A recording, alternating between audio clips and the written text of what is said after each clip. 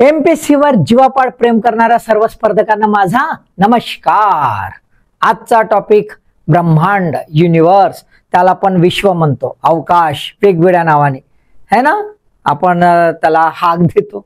तर हा जो आहे अत्यंत महत्वाचा घटक, जिथे आपण आहोत, आपली पृथ्वी आहे, आपली सूर्यमाला, आपली आकाशगंगा, अशा कित्येक आकाशगंगा, त्यात काय काय आहे काय काय नाही माहीतच नाही, काही मिस्टेरियस आहे, काही माहीत आहे, असं जे आहे अलौकिक ते म्हणजेच ब्रह्मांड, युनिवर्स।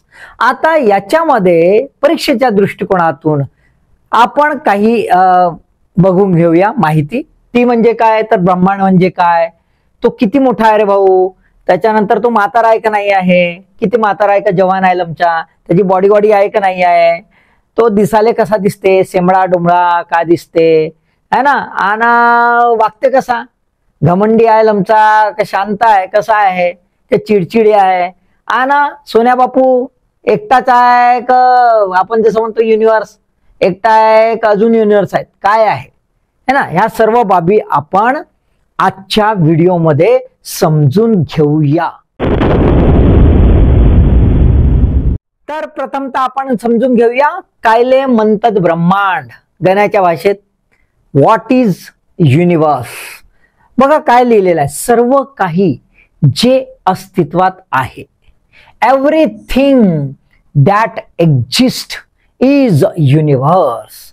जे अस्तित्वात आहे ते सर्व काही म्हणजेच ब्रह्मांड, म्हणजे सर्व काही जे एक्झिस्ट आहे म्हणजेच काय, तर आपण समजून घेऊया। प्रथमतः नंबर वन सर्व प्रकारचं पदार्थ, मॅटर, ऑल मॅटर्स, सर्व पदार्थ है ना, आणि सर्वच स्थितीमधले सर्व पदार्थ सर्वच स्थितीमधले।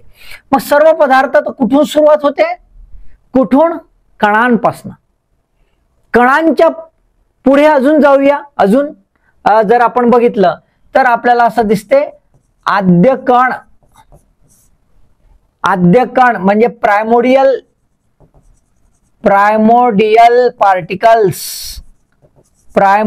पार्टिकल्स, आद्य कण, ज्याला आपण ॲटॉमिक एलिमेंट पण म्हणतो। त्याच्या पूर्वी इकडे सब ॲटॉमिक एलिमेंट्स, ह्यांपासून तर आपल्याला काय दिसतं, एखादं कंपाऊंड, एखादं संयुग जे आहे है ना, संयुग आहे, कंपाऊंड आहे, कंपाऊंड पासून एखादा पदार्थ बनला असेल तो, तिथपासून तर आपली पृथ्वी आहे, त्याला आपण एखाद्या दुसऱ्या भाषेमध्ये म्हणूया प्लॅनेट, सर्व ग्रह, त्याचे उपग्रह,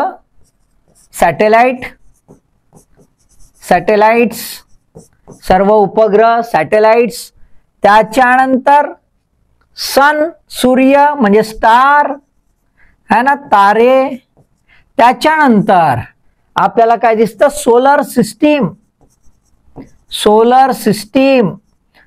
सिस्टीम नंतर काय दिसतंय आपल्याला, गॅलेक्सी, हे झालं सौरमंडल, त्याच्यानंतर हे आहे आकाशगंगा, इथपासून तर पुढे है ना वेगवेगळ्या। त्यानंतर याच्यामध्ये आपल्याला बरेचसे डस्ट पार्टिकल्स, डस्ट पण असतील, धुळीचे कण, सर्व आईस वगैरे जे काही आहे, सर्व पार्टिकल, सर्व मॅटर्स, आलं लक्षात। दुसरं सर्व energy, all energy in all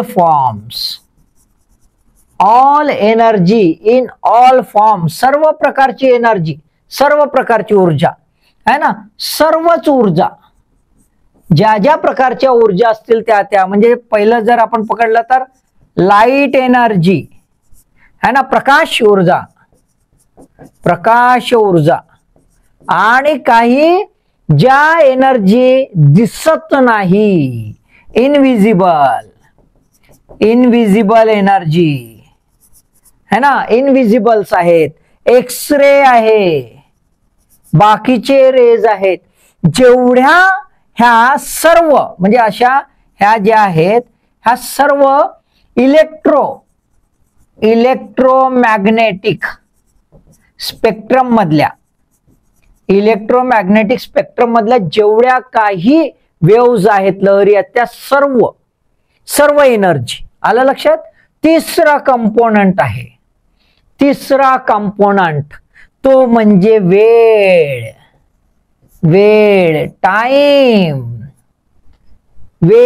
time हा युनिवर्सचा अविभाज्य घटक आहे. लक्षात ठेवा, वेळ केव्हा सुरुवात झाली?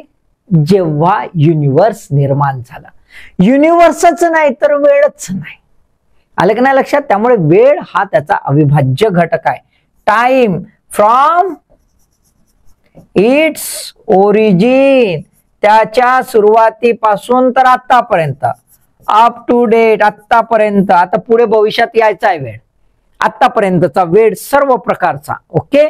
त्याच्यानंतर चौथं ती म्हणजेच ही युनिवर्सचे सर्व मॅटर, एनर्जी जी डायनामिकली वर्क करते, कार्य करत आहे, है ना, चंचल आहे, है ना, ती सर्व प्रकारची जी एनर्जी आणि मॅटर जिथे आहे ते म्हणजे अवकाश,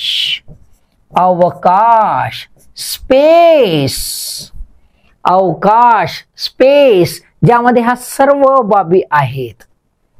म्हणजेच आपल्याला काय दिसतंय? जर आपण ब्रह्मांड म्हणजे युनिवर्स ब्रह्मांड जर आपण विचार केला तर आपल्याला है ना सर्व प्रकारचे पदार्थ, सर्व याच्यात मॅटर मध्ये, लक्षात घ्या, पुन्हा लिहून देतो. दुसरं आपल्याला इथे दिसते सर्व प्रकारच्या ऊर्जा, एनर्जी, ठीक आहे. या डार्क एनर्जी पण लक्षात ठेवा, डार्क एनर्जी पण. त्याच्यानंतर तिसरं जे आहे ती म्हणजे वेळ म्हणजेच टाइम, आणि चौथा आहे अवकाश म्हणजेच स्पेस. आता ह्या सर्व बाबी जर बघितल्या आपण तर ह्या दोन ज्या बाबी आहेत ह्या अत्यंत महत्वाच्या आहेत. म्हणून आपण युनिवर्स जे ब्रह्मांड जे बघतो ते आपण कशाच्या दृष्टिकोनातून बघतो? Time space dimension. कशाच्या दृष्टिकोनातून? Time space dimension. आणि हे डायमेन्शन तयार होतं अराउंड 4 डायमेन्शनल लेवल. ह्या दोघांचं मिळून आणि ह्या दोन त्याच्यात ऍड होऊन 4 डायमेन्शनल लेवल तयार होतं. म्हणजे युनिवर्स कसा आहे? हा डायमेन्शनल एलिमेंट आहे. ठीक आहे, आलं लक्षात? Clear matter? काही प्रॉब्लेम?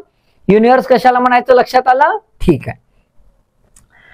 आता बघा म्हातार किती आहे. अरे बापरे किती म्हातार आहे रे बाबा. तर आता म्हातारपण म्हणजे वय कसं मोजायचं? आपण आपलं वय कसं मोजतो? जिथून आपण पैदा झालो त्या क्षणापासून आहे ना. वेळ लिहून देते ना डॉक्टर.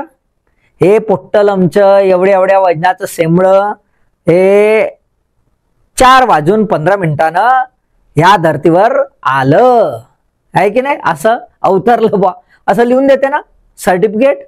बरोबर आहे. तर तसंच याचं पण आहे ना. युनिवर्सचं पण तसंच आहे. युनिवर्स पण जिथून सुरुवात झाली. आता जिथून सुरुवात झाली ते काय दिसतंय? हा पॉइंट दिसतोय. हा पॉइंट लक्षात आलाय तुम्हाला? हा बघा हा पॉइंट. आता ही जी आहे ही डायग्राम जी आहे ही डायग्राम तुम्हाला दिसते. ही डायग्राम कशाची आहे? ही डायग्राम आहे एकदम मॉडर्न मोस्ट एक्सेप्टेबल थेअरीची, that is called as a big bang. Big boss नाही तर तुम्ही बिग बॉस म्हणाल तो सल्लूबाईचा हो. सल्लूबाई याच्या समोर काही नाही लागे. हा लक्षात ठेवा. ठीक आहे. आणि बँग म्हणजे तो बँग नो ऋतिकचा. ठीक आहे. हा हो बिग बँग. इथूनच चोरला असतील लमच्याने दोघांनी नावा नाही का. तर बिग बँग म्हणजे मोठा विस्फोट. आता मोठा विस्फोट म्हणजे विस्फोटाची जिथे चिंगारी पहिली पडली फर्स्ट तिथून हे युनिव्हर्स काय दिसते, असं असं असं असं असं चाललंय. चालू आहे आता, वेळ वेळ जसा जसा चाललाय तसं तसं चाललाय. आता आपण आहो इथे, असं गृहीत धरूया. आहे बघा, अर्थ काढली आणि एक डोम्या भाऊ कोणीतरी बसलाय इथं आणि पाहत आहे. कोणाले?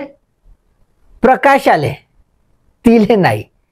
तारा, प्रकाश, तारा म्हणजे ती तारा नो, त्या तारेचा प्रकाश. आता जर सपोज तुम्ही तो पाहत आहे आणि त्याच्याकडं ताऱ्याचा प्रकाश आला, पण कोणता कोणता? ह्या पॉइंट पासून जो प्रकाश इथपर्यंत येत गेला तो आला, म्हणजेच काय, सर्वात दूरचा. याला आपण काय शब्द वापरूया? याला आपण वापरूया सर्वात दूरचा, है ना. म्हणजे जिथून सुरुवात झाली तिथपासून. आता प्रकाश जो आहे त्याला एका ठिकाणाहून दुसऱ्या ठिकाणी जायला वेळ लागतो, पण आपल्याला आतापर्यंत जेवढी अक्कल आली, म्हणजे आपल्या इथले सायंटिस्ट जे झाले है ना, त्यांना जेवढी अक्कल आली, त्या अक्कलेच्या याच्या सर्वात गतिमान जर जाणारा कुठलंही बाब असेल तर ती काय आहे? लाईट, प्रकाश, त्याची स्पीड. आलं की नाही लक्षात? आता त्याची स्पीड जी आहे ती कशी आहे? अंतर कापते. मग अंतर कापते याचा अर्थ त्याला वेळ लागते. तर अंतर आलं तर टाइम आला, बरोबर आहे. तर मग त्याला जेवढा वेळ लागते, मग त्याचं कॅल्क्युलेशन, तर काय दिसते? 1 लाईट इयर. आपण काय असं काढतो? 1 लाईट इयर म्हणजेच काय? प्रकाश आपल्या गतीने, त्याची जी गती आहे त्याच्यानुसार एका वर्षात जितका प्रवास करते तितकं अंतर, जितका प्रवास करते तितकं अंतर. जसं नाही का आपण निघतो ना एका तासात, बाबा एक 90च्या स्पीडनं गाडी चालवली इथपर्यंत पोहोचलो, तशासारखं ते आहे. आलं नाही लक्षात? आता मग लाईट जो आहे तो एका वर्षात जितकं अंतर कापतो त्याला 1 लाईट इयर म्हणतात. ते अंतर किती? 9.4607 इंटू 10⁻12 किलोमीटर. 10⁻12 किलोमीटर. कासा लावाचा लमचाल माहित नाही, म्हणजे असा नवलीला क पॉइंट. आता पॉइंट जरी सोडलो तरी जाऊ दे, बाकीचं तरी. आता याले 12 शून्य, 1 2 3 4 5 6 7 8 9 10 11 आणि 12 मायला एवढं किलोमीटर. आम्ही तर एक 9 किलोमीटर चालतो लमचा तर बेजार होऊन जातो नाही का. हा असा एका वर्षात पडते लमचा. तर कसा झाला आता? हा टोटल किती होते? अप्रॉक्सिमेटली 9.5 ट्रिलियन किलोमीटर इतकं अंतर. ठीक आहे. आता आपल्याला काय पाहायचं आहे? ह्या युनिव्हर्सचं वय किती? तर सर्वात दूरच्या ताऱ्यापासून जो प्रकाश निघाला त्यावेळापासून तो अंतर कापत कापत कापत कापत आला आणि आपल्या याच्यात ऑब्झर्वेबल, याला काय म्हणतात? ऑब्झर्वेबल पॉइंट, है ना. आता पृथ्वी झाला ऑब्झर्वेबल पॉइंट. तिथपर्यंत जो प्रकाश पडला त्याला किती वेळ लागला? 13.7. आता जो सर्वात दूरचा आहे तो मूळचा आहे असं गृहीत धरून, जो सर्वात दूरचा आहे तो मूळचा आहे आणि तो मूळचा प्रकाश याला इतका वेळ लागला, म्हणजे त्या वेळात जो स्फोट झाला आणि प्रकाश आला त्याला आपल्यापर्यंत पोहोचायला किती वेळ लागला? 13.7 billion light years. Billion years नाही, बिलियन लाईट इयर्स. आणि 1 लाईट इयर वर आहेच, बरोबर आहे. आता याला धरायचा ना त्याला गुणाकार करायचा, म्हणजे 13.7 अब्ज है ना. याला गुणाकार वरचा करून मग तेवढं लाईट इयर्स. आलं की नाही लक्षात? एवढा धुरंधर काम आहे बापू. ते एवढा म्हातारा हा आहे, है ना. आपल्या इथले माणसं किती वयाचे राहतात? जनावर खूप झालं 300-400 कासो असं, नाही तर कोणीच नाही, नाही का. बरोबर आहे. याचं वय जबरदस्त आहे ना. अजूनही असं म्हणतात क बाबा अजूनही जवान होत आहे, है ना. वय वाढतच आहे म्हणते याचं, है ना. केव्हा किती वाढते तर माहित नाही. तर आपल्याला लक्षात आलं का how the universe is old? It is about 13.7 billion light years. Clear? Okay, लक्षात आलं? पाठ करायचं आहे. त्याच्यानंतर आपण बघूया की याचा नखरा आहे का, स्वभाव कसा आहे, चिडचिडे आहे का शांत आहे. हा, चंचल आहे की एकदमच नरम आहे? म्हणजेच इकडे दिसली तिकडे दिसली, या नजर इकडे फिरवते तिकडे फिरवते, इकडे पाहते तिकडे पाहते, कोणी बी त्याच्याकडे पाय नाही, नाही तर दुसरा आमचा खाली मुंडीनं घाट पाताळ गुंडी, असा आहे का? नाही, तर तसा नाही. तो माणूस हो का हे धंदे करायला? तर तसं नाही. तर आता बिहेवियर पाहायचा युनिव्हर्सचं. युनिव्हर्सचं बिहेवियर पाहायचं म्हणजेच काय, तर युनिव्हर्स जे आहे हे स्टॅटिक आहे की डायनामिक आहे? काय पाहायचं आपल्याला, की हे जे युनिव्हर्स आहे हे युनिव्हर्स स्टॅटिक आहे म्हणजे स्थिर आहे, स्थैर्यता प्राप्त झाली आहे, की ते डायनॅमिक आहे? डायनॅमिक आहे म्हणजे चंचल आहे का? तर हो रे बाबा, ते डायनॅमिक हाय, चंचल हाय. लक्षात आलं का? मग चंचल आहे ते हे कशावरून माहित झालं? तर आमचा हबल भाऊ है ना, एडविन हबल, हा लमचा काहीतरी भालधंदे करायला गेला आणि असा पाहते तसा पाहते, पोट्ट्या पाहिल्या असतात, एक दोन पटल्या असत्या, ते तारेच पाहते लमचा. तर तारे पाहून पाहून त्याला तारा भेटला आणि त्याच्यामध्ये त्याला लक्षात आलं की काहीतरी लोचा आहे. मग कोणता लोचा आहे? तर पहिलं ऑब्झर्वेशन त्याचा. तो का म्हणते की बाबा ह्या ज्या गॅलेक्सी आहेत, आकाशगंगा है ना, आकाशगंगा ज्या आहेत म्हणजे आपण त्याला म्हणतो गॅलेक्सी. हे आकाशगंगा ज्या गॅलेक्सी आहे ह्या दूर दूर चालल्या आहेत. काय म्हणते? हा दूर दूर चालल्यात म्हणते, है ना, दूर चालल्या म्हणते, है ना, म्हणजे मुव्हिंग आहेत, moving apart. Apart galaxies, galaxies ह्या जात आहेत म्हणते.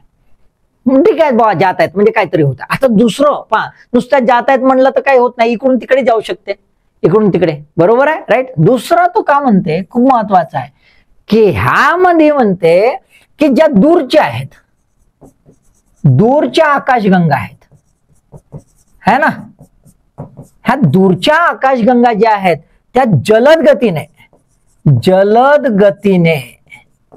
दूर जात आहेत म्हणते. वा, जलद गतीने जात आहेत म्हणते, हळूहळू नाही. कोणाच्या कॉन्टेक्स्ट मध्ये? जवळच्या आकाशगंगेच्या, आकाश ज्या गंगा आहेत यांच्या दृष्टिकोनातून त्या दूर दूर. आता ह्या जवळच्या म्हणजे कोणत्या? आपला भाऊ इथं बसलाय, पृथ्वी आपली है ना, आणि इथं बसलाय माणूस, आणि इथून हे जवळची ना हे दूरची, तर ते खूप फास्ट जाते आणि हे खूप हळूहळू जाते. आता हे हळूहळू जाते ते दूर दूर जाते, याला समजलं कुठून है ना? तर कुठून समजलं रे भाऊ? आता तो सांगा ना. तर हबल भाऊ म्हणते, मला असं लक्षात आलं म्हणते, मी वापरलो म्हणते एक मंत्र. कोणता? Doppler effect. कोणता वापरलो म्हणते? Doppler effect. आता ह्या डॉपलर इफेक्ट मध्ये का होते, की ज्या व्हेव्सच्या फ्रिक्वेन्सी आहेत, लहरी है ना, म्हणजे ज्या वेव्हज आहेत त्या वेव्हच्या फ्रिक्वेन्सी ज्या आहे, फ्रिक्वेन्सी वारंवारता, ह्या फ्रिक्वेन्सी ज्या आहेत जसे जसे दूरच्या ज्या गॅलेक्सी आहेत, दूरच्या आकाशगंगा त्या जलद गतीने चालल्या आहेत, ह्यांची फ्रिक्वेन्सी एकदम फास्ट रेड्यूस होते म्हणते. काय होते म्हणते? एकदमच भरकन कमी होत आहे म्हणते या जवळच्या पर्स्पेक्टिव्हला. आणि त्या अशा फरकन होत असल्यामुळं ह्या जो स्पेक्ट्रम आहे आपला, स्पेक्ट्रम म्हणजे नाही का ते आपले रंगवंग राहतात ते स्पेक्ट्रम राहते, सर्व यांच्या व्हेव्सच्या हे राहते कॅटेगरायझेशन असं असं असं असं नाही का.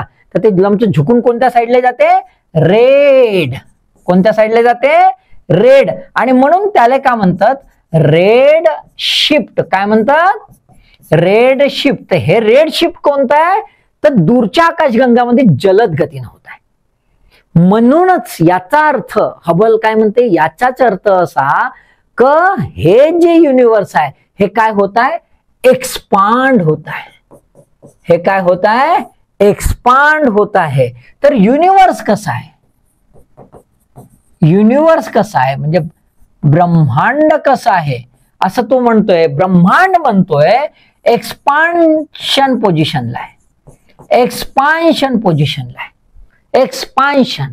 त्याच्यामध्ये नाव काय दिलेलं आहे तर तो म्हणते की युनिव्हर्स हे इन्फ्लेशन होत आहे.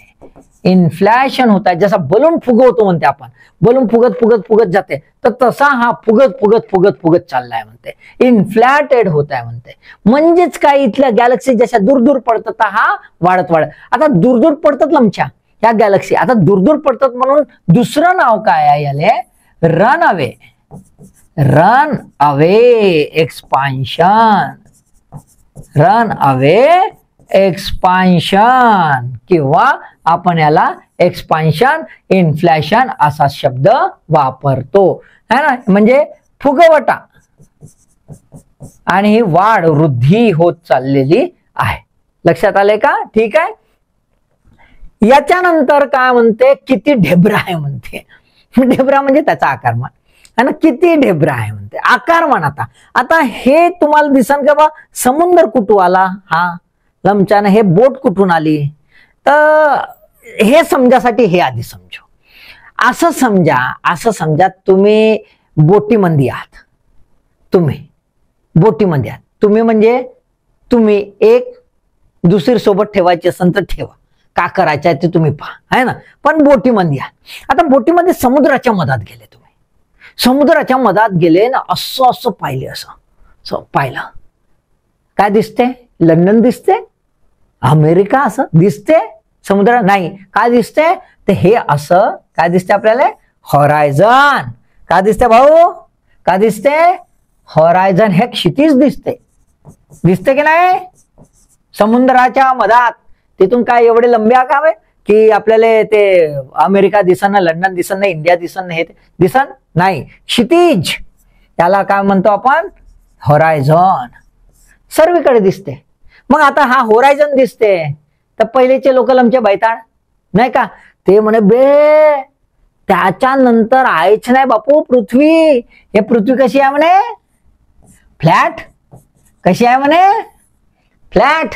बापू इथून तू राहिलाच नाही ते असा, आणि इथून इथं तर भडकन खाली जाशील, आमच्या मरसीन, येणार नाही वापस असं आधी. आणि म्हणून समुद्रावर कोणी जात नव्हते आमचे, काय बैताड होते माहित नाही. आणि युरोपियन मात्र मस्त आले आणि बम मजा मारून गेले नाही का, असो जाऊ द्या. तर आता काय, याच्यानंतर समुद्र नाही का, ह्या क्षितिजानंतर आहे ना, आहे ना. तर हा जो क्षितिज आहे, हा क्षितिज इथं बसलेल्या डोंबऱ्या पुट्ट्याले, हा क्षितिज काय आहे, ऑब्झर्वेबल, काय आहे, ऑब्झर्वेबल लाईन आहे ना. हे दृश्य जेवढं दिसू शकते, जेवढ्या दूरपर्यंत तेवढंच. बिलकुल सेम लॉजिक, बिलकुल सेम लॉजिक हा युनिव्हर्सच्या दृष्टिकोनातून आहे. जसा इथं तुम्हीच्यापैकी कोणीतरी बसला असं हे पाहत असन, तसाच आपला हबल टेलिस्कोप तिथून जेवढ्या दूर पाहत आहे, त्याची लिमिट आता एक्सरे टेलिस्कोपची जेवढी लिमिट, आता गॅमा जेवढी लिमिट, त्याच्या पलीकडे पाहतच नाही. आपल्याला जेवढं पाहत आहे त्याच्या पलीकडे आपण म्हणतो काहीच नाही, बरोबर आहे. म्हणजेच काय, माझं ऑब्झर्वेशन तसं टेलिस्कोपचं ऑब्झर्वेशन. आता त्या ऑब्झर्वेशनच्या दृष्टिकोनातून जर आपण पाहिलं तर आपल्याला काय दिसते, एका पॉइंट मधून आपण ऑब्झर्वेबल लेवलवर बघतो. हे बघा ऑब्झर्वेबल. आता याच्यानंतर युनिव्हर्स आहे का नाही आहे काय माहित नाही, हाय की नाही आहे काही माहित नाही, पण इथपर्यंत आपली नजर जाते, म्हणजे आपल्या टेलिस्कोपची जाते, म्हणजे हा झाला ऑब्झर्वेबल पॉइंट है ना. आणि म्हणून आपल्याला एवढाच युनिव्हर्स दिसते, आपल्याला काय एवढाच, आपल्या टेलिस्कोपला एवढाच युनिव्हर्स दिसते. म्हणून जो आपल्या दृष्टीपथास पडते त्या युनिव्हर्सला आपण म्हणतो ऑब्झर्वेबल युनिव्हर्स. दृश्य अवकाश किंवा दृश्य ब्रह्मांड असं त्याला म्हणतोय. आणि जो दृश्य ब्रह्मांड आहे तिथपर्यंत आपण पाहतो, आणि तेवढाच आहे सध्या तरी असं गृहीत धरतो. तो किती आहे, 93 बिलियन लाईट इयर्स. सर्व बाजूंनी, पॉइंट ऑफ ऑब्झर्वेशन पासून सर्व बाजूंनी तो किती आहे, 93 बिलियन लाईट इयर्स. कशाच्या आधारावर काढला, शेवटचा म्हणजे बऱ्याच दूरचा, सर्वात दूरचा जो तारा असेल, सर्वात दूरचा जो तारा असेल त्याचा प्रकाश है ना, इथपर्यंत जो गवसला त्याच्या आधारावर आपण काढलेला आहे की बाबा चौ बाजूंनी त्याचा एक साइड काढला आणि त्याच्या चारी बाजूंनी करून घेतला गणित, तर तो निघाला 93 बिलियन लाईट इयर्स. आलं की नाही लक्षात? ठीक आहे. मग हे जे युनिवर्स आहे इथपर्यंतच आहे, म्हणून आपण हे जेव्हा अंतर आपण काढतो म्हणजे हे आकारमान आपण काढतो है ना, हे आकारमान झालं. हे आकारमान जेव्हा आपण काढतो याचा अर्थ काय आहे, आपल्याला दिसतं युनिवर्स हे मर्यादित आहे. काय दिसतं? मर्यादित आहे, लिमिटेड आहे असं आपण गृहीत धरू शकतो. पण याच्या पूर्वी आपण काय पाहिलं? याच्या पूर्वी पाहिलं युनिवर्स इज एक्सपांडिंग. तो प्रसरण पावत आहे, तो फुगत आहे आणि निरंतर फुगत आहे. म्हणजेच काय, आपण जे गृहीत धरतो युनिवर्स ते केवळ ऑब्झर्वेबल युनिवर्स आहे. त्याच्या पलीकडे युनिवर्स असू शकतं जे आपल्याला अजून गवसलेलं नाही आणि जे निरंतर वाढत आहे. म्हणून त्या दृष्टिकोनातून म्हणजे ऑब्झर्वेबल युनिवर्सच्या दृष्टिकोनातून लिमिटेड असेल, मर्यादित असेल, पण ऍक्च्युअल युनिवर्स जो आहे, ऍक्च्युअल युनिवर्स हा एक्सपांडेड आहे, निरंतर वाढत आहे, निरंतर आहे. आणि म्हणून हा कसा आहे? अनलिमिटेड आहे, अमर्यादित आहे. लक्षात आलं का? अमर्यादित. बघा विश्लेषण लक्षात घ्या, मर्यादित कुठल्या कॉन्टेक्स्ट मध्ये आणि अमर्यादित कुठल्या कॉन्टेक्स्ट मध्ये. क्लिअर? ओके, ठीक आहे. त्याच्यानंतर आपण बघूया याची बॉडी कशी आहे, बापू मसल पावर आहे की नाही. तर आपल्याला काय दिसते, याची स्ट्रक्चर जी आहे, नाव काय दिलेलं आहे स्ट्रक्चरचं बघा, लक्षात घ्या. खोगीर आकार, सॅडल शेप. कशी संरचना आहे याची? याची संरचना, ही संरचना आहे, स्ट्रक्चर आहे है ना. संरचना कशी आहे? Saddle shape. आपण बघतो हे चित्र असं गोल दिसतंय काढायसाठी, पण याला बघा ही लाईन मारली आहे ना. ही अशा प्रकारे हा आपला युनिवर्स प्रत्यक्षात स्ट्रक्चर आहे. आता हा असा आहे, असा का आहे? प्रश्न आहे, असा का आहे? तर याला ऍक्च्युअली आपण जेव्हा म्हणतोय तर आपला युनिवर्स हा कसा आहे? कर्व्ड आहे, म्हणजे वक्राकार आहे. कसा आहे? वक्राकार आहे. हा वक्राकार काय? हा असा का नाही, गोल का नाही आहे? तर आपल्याला असं दिसतंय की याच्यामधलं जे आकारमान आहे है ना, याच्या इथला आकारमान जे आहे, हा आकारमान म्हणजे त्याचं डायमेन्शन जे आहे हे खूप मोठं आहे आणि त्याचा मास जो आहे है ना, तो पण खूप जास्त आहे. हा अति आहे, अति जास्त आहे, इतका जास्त आहे की त्याचा भार जो आहे, त्याचा डोलारा जो आहे तो खूप जास्त झालाय. बरोबर आहे, राईट. जसा एखादा खूप उंच धिप्पाळाने असा माणूस असते तर सरळ चालू शकते का? असा नाही, असा कुबड घालून लमचा चालू शकत. त्याला भार पेलवे नाही, याला भार पेलवे नाही आणि म्हणून तो कसा असा झुकून गेला आहे, म्हणून तो काय झालाय? कर्व्ड झाला आहे. तो कसा झालाय? कर्व्ड झालाय. आता हा कर्व्हेचर मध्ये आणि कर्व्ड झाला आहे, हे सायंटिस्ट लोक लमचे सांगतात कशावरून, हे बी महत्वाचं आहे. बरोबर आहे. कशावरून त्याला दिसला असा? जाऊन पाहिलं का पाहू दे बे, इकडून इकडे पाहू दे. आमचे फिरू शकतात का युनिवर्स? साधा सौरमंडल फिरता येत नाही आपल्याला. बरोबर आहे. तर मग त्यांनी कसा लावला की आपला आईन्स्टाईन भाऊला बोलवला, त्याला म्हणला बापू तू या फॉर्म्युला सांग. मग त्यांना सांगितलं, काय फॉर्म्युला सांगितलं बा? General relativity theory. आईन्स्टाईन भाऊची सांगितली है ना. सामान्य है ना, सामान्य सापेक्ष सिद्धांत.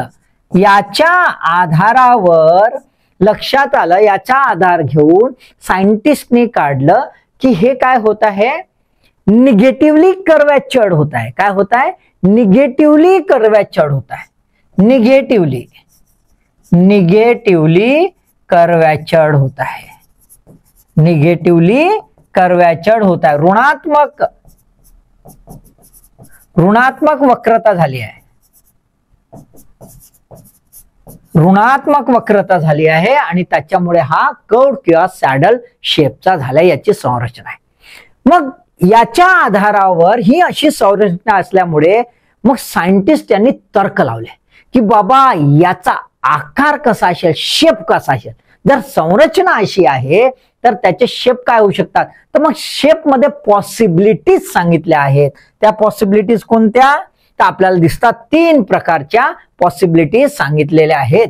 एक आहे अनावृत ओपन, दुसरा आहे सपाट फ्लॅट आणि तिसरा आहे संवृत्त म्हणजे क्लोज्ड. असे 3 शेप आपल्याला दिसून येतात. हे 3 शेप सायंटिस्टने युनिव्हर्सच्या कॉन्टेक्स्ट मध्ये, ब्रह्मांडच्या कॉन्टेक्स्ट मध्ये सांगितलेले आहेत. हे फक्त असे लक्षात ठेवायचे की 3 शेप काय आहेत ते. ठीक आहे, आलं लक्षात. आता शेवटचं महत्वाचं की आपला बापू सोन्या एकटाच आहे का मायबापांले, नाही का, एकटा राहिला का लई मासते. आतापर्यंत बघा आपण सुरुवातच केव्हापासून झाली, माणूस बघा कसा प्रोग्रेस झाला. पहिले माणूस का म्हणे, मेरे देश की धरती म्हणे ना, असा मेरे देश की, माय पृथ्वी म्हणजे सर्व काही, माय पृथ्वी म्हणजे सर्व काही. म्हणजे काय, म्हणजेच काय, जिओसेंट्रिक, पृथ्वी केंद्रित. मग इथून लमचा सूर्य असा तापा लागला लमच्या, म्हणे कणपटात देऊ का तुले, तुझी पृथ्वी कशी सेंटर मध्ये लमची मायासोबत माया बोलती भोवती फिरते है ना. मग आपल्याला दिसलं बाबा हा कणपटू शकते. मग आपण काय म्हणलं, हेलिओसेंट्रिक है ना. आपण काय सुरुवात केली आहे, मग हेलिओसेंट्रिक. पहिल्यांदा आपण म्हणला है ना आपलं अर्थ, बरोबर आहे, म्हणजेच पृथ्वी केंद्रित, पृथ्वी केंद्रित है ना. त्याच्यानंतर आपण पुन्हा डेव्हलप झालो आणि आपण सूर्य केंद्रित, सूर्य केंद्रित म्हणायला लागलो. बाबा सूर्य, सूर्य म्हणजे सर्व काय, सूर्यमंडल झालं बाबा, खूप झालं. मग त्याच्यानंतर लक्षात आलं नाही रे बाबा, त्याच्या सामोरे आहे काय, आकाशगंगा, आकाशगंगा केंद्रित. बा सूर्य भी फिरते रे बाबा आकाशगंगा गॅलेक्सीच्या है ना, गॅलेक्टो सेंट्रिक म्हणते, हेलिओसेंट्रिक, बरोबर आहे. त्याच्यानंतर लक्षात आलं तसं नाही बाबा, त्याच्यानंतरही आहे काय आहे, ब्रह्मांड, ब्रह्मांड केंद्रित है ना, बरोबर आहे, कॉस्मोसेंट्रिक. आलं की नाही लक्षात. म्हणजेच आपण सुरुवात केली जिओ सेंट्रिक, त्याच्यानंतर हेलिओ सेंट्रिक, त्याच्यानंतर गॅलेक्टो सेंट्रिक, त्याच्यानंतर आपण केलं कॉस्मो सेंट्रिक. आता आमच्या याच्या पलीकडे काही आहे का, हा बी तर टेन्शन आहे, बरोबर आहे, राईट, हा बी तर टेन्शन आहे. मग याच्यामध्ये 2003 पासून वाद सुरू झाले. बापू हा एकटा बापू सोन्या नाही आहे, अजून 2-4 पोट्टे असतील तर काय माहित है ना, कुठं कुठं काय पडलेत ना, कसे कसे रंग आहेत ना ढंग आहेत. म्हणून मॅक्स टेगमार्क जो आहे त्यानं सांगितलं की बाबा आम्हाला जो आहे तो दिसते ऑब्झर्वेबल युनिवर्स. तो काय दिसते, ऑब्झर्वेबल युनिवर्स. याच्या पलीकडे है ना, बियॉन्ड इट, याच्या पलीकडं अजूनही युनिवर्स आहे.